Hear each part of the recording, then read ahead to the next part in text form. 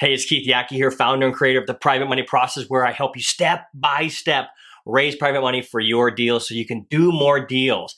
Maybe it's you're just trying to figure out your first deal and you don't have any money and you want to move from wholesaling to, actually fix and flips or buy and hold. We can help you. Just go to privatemoneypro.com, opt in there, and there's a video and you can go through all of that. But today's video is about gap lending. Maybe you've heard about gap lenders, and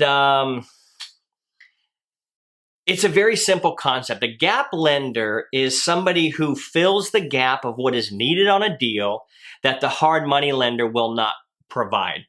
So if you need $150,000 for a deal, that's the purchase price and the renovation, and your hard money lender is only willing to lend you $120,000, then the gap between the 150 and the 120 is $30,000. Now, those are rough numbers. It'll be a little bit more with closing costs and I'm just giving you very rough numbers. And usually with a hard money lender company, they're going to want to see maybe 10% down on the purchase price and maybe 10% of the renovation. A lot of them are doing 10% down on the purchase and 100% of the renovation. But regardless, there's still some money that needs to be put down.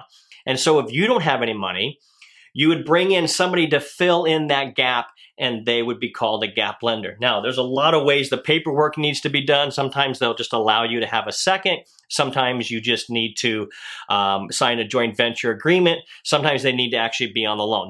And that depends on the lender you're dealing with and how that's structured. But with that being said, the cool thing about using hard money, especially since it's so cheap nowadays, and using a gap lender is it's a lot easier to find somebody with $30,000 to $50,000, meaning there's more people out there with $30,000 to $50,000 to invest than there are with $300,000, $500,000, or $1 million to invest.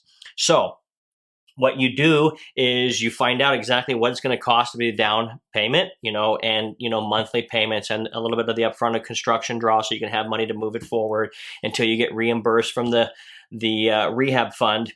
Long story short is, you can go find these people at very, very many of the same places I tell you to find other people. You can reach out to go to the courthouse steps and see who's buying cash deals there and get to know people. Sometimes it's your competition that is looking for deals and they can't find a deal, but you found one and they want to keep their money at play. They want to keep it working, so they might joint venture with you. Sometimes your competition will tell you who the private lender is that they're using, and may just have 30 to 50K. You can talk to your current private money lender right now and say, listen, would you be willing to be the gap lender in some of these deals and offer maybe a little bit more percentage points, because you can get some really cheap hard money loans that are like 8-9% right now. You don't even have to have that great of credit to get that. And then if you borrow the gap at 12-13%, when it's all said and done, you basically funded the thing around 10 to 11% money. That's not bad. You can do a lot of flips with that, and you can get a lot of value add properties up and repositioned in all that type of stuff with that type of money, that cost of money as well. So where do we find them? Courthouse steps. Reach out to your title company and say, hey, do you, is there any way you can introduce me to some of the people that are writing private mortgages? Who do you think the escrow and title company see? They're there. Sometimes they draft the documents for the private lenders. All that paperwork's got to come through their office, so they see who it is. If you're nice to your title lady, your escrow lady, just say, hey, listen, is there a way you can introduce them to me? Or can you ask them if they would want to do deals with me? And that's when you can then have meetings with them. One of the big things I preach is mailing. Looking up the local records, putting together a good mailing campaign. I've met a lot of private lenders that way as well. People that are already private lending in the area, you reach out to them, and the only way to find it is through public records. Send a mailer to them, or if there's other contact info, you get a hold of them. Go to real estate investing associations. There's people with 30 to 50K all over those places. Reach out to local brokers and see who do they know that's been buying properties cash that might be interested in investing as well. A lot of realtors know people who are investors that are doing some stuff but are having maybe a hard time finding deals.